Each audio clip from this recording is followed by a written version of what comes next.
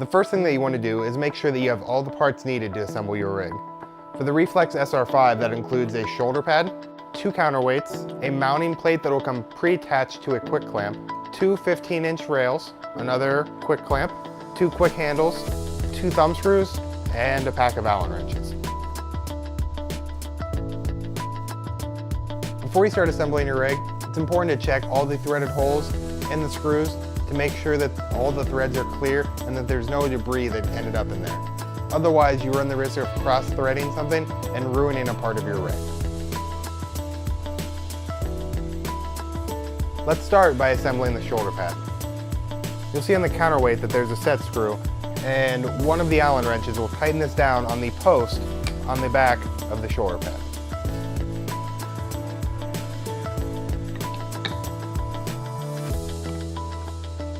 The shorter thumb screw is used to attach the shoulder pad to the quick clamp.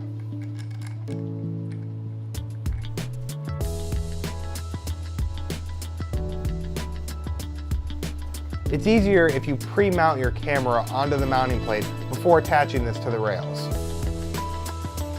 We've included a couple nylon washers with the thumb screw for the camera in case you need to adjust the length of the threads to fit your camera. In this case, we're using 1 nylon washer.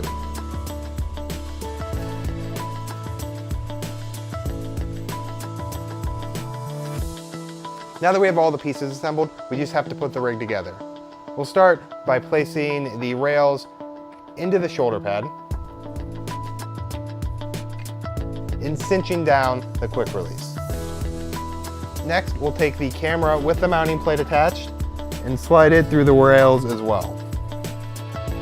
And once again, we'll cinch down the quick release. Lastly, we'll attach both of our quick handles and tightening them down by spinning the handles.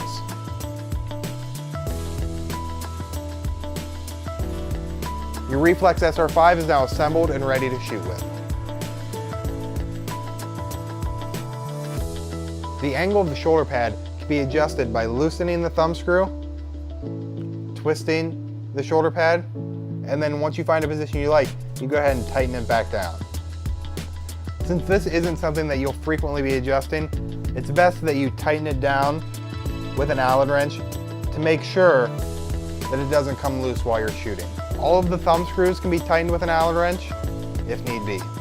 The tension on the quick clamps can be adjusted using an 8mm wrench on the lock nut.